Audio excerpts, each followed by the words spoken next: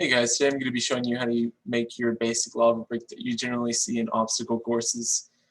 So yeah, starting from the top, first things first is you're going to want to spawn your brick in the workspace and then go ahead and anchor it generally because you don't want it flying around the map, whenever players touch it and stuff like that.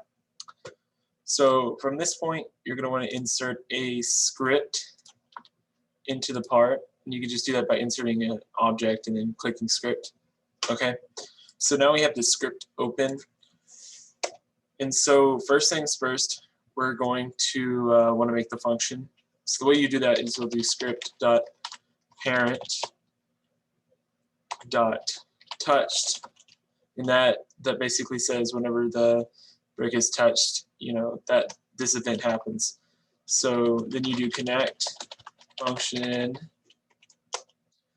and so here we have our function set up. And so a lot of times you'll see like multi-part scripts where it'll define the part first, and it'll be like lava equals script dot parent, and that's fine too. And then they'll define lava here. It really doesn't matter how you do it. That's probably better because it just looks nicer. But it's entirely up to you. So now what you're going to want to do is you're going to want to detect if it's being touched by a character, and the way you do that is you'll want to define the humanoid, which is in all character objects. So you'll do local humanoid equals, oops, skip one step. You'll also want to put the part in here, and that's the part that's being touched by the other part. So say like I spawn another part in and I name it like, I don't know, dog or something, and I sit it right on top of this other part. It's going to say dog is touching me over and over and over. Basically the script is going to fire that, right? So that's what the part is. It's not defined until this function is fired. It's a parameter. It's what you call a parameter. So then you want to find the humanoid from that part, which every character has one. Okay, so you'll do this by doing part.parent, and so if the part is a character, or if a part's a part of a character, then the part.parent will be the character. Okay, and then you'll use find first child.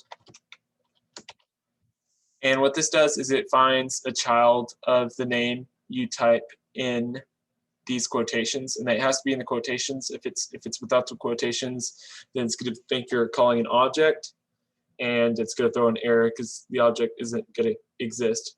So you'll do find first child, and then you'll type humanoid. Okay, and so then you're going to want to use an if statement. So you'll go if humanoid, then, and what this says is it's saying if the humanoid exists, then it continues inside the statement. If it doesn't, then it won't do anything.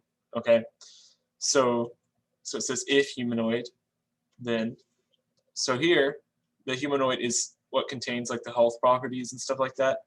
So I'll also walk speed, so you can do humanoid dot health minus equals 0. And what this does is, well, actually not minus equals, you'll do minus equals 100. And the reason you'll do that is because the base max health is always 100. And so whenever you do minus equals, it subtracts 100 from that value, and it's going to kill the player. You can do that, or you could just do equals 0 if you've been messing with your, not equals, but just equals 0. And you can do that if you've been like messing with your player's health. Maybe you give them like 150 for some reason. Really just subjective to what you're doing outside the game, right? So from here, so we have our entire script here, and from here it will work. There's a couple of other things that you can add to make it a little bit better. So I'm going to add a debounce. I'm going to say local debounce equals false. Okay, and then inside this function, I'll go if debounce equals is false, then end. I'm gonna indent everything. Okay, and then we'll add a weight, maybe like 0.1, because I'll explain in a second. Debounce equals false again, and then up here we'll make debounce equal true. And so basically what this does is a script normally, like whenever you stand on it, like a touch script specifically, it's just going to fire repetitively over and over. And that's not good for your server. And it can cause issues ranging from FPS spikes to increased server ping for all the players. So this is probably the most efficient way to do it. And so now when a player touches it, it'll only fire every 0.1 seconds rather than every, I think it's like 0.01 seconds, which is more performant.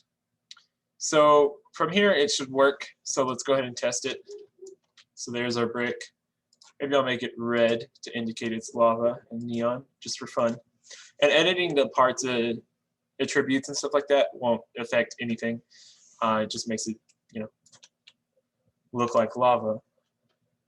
So here we go. Yep, and it kills our player. So just for clarification purposes, this will work for R15 and R6 games. It doesn't really matter. It should pretty much work for all cases. And it's nice because with the debounce, it won't fire repetitively. And if another brick touches it, you know, it won't fire. So overall, you know, pretty good script, pretty solid. I'm sure there's some other ways to do it. But yeah, I mean, it's really up to you. So thanks for watching, and I hope you learned something. I know this is a pretty basic video, but I'm hoping it will kind of help people who are just getting into it. So have a good day, y'all.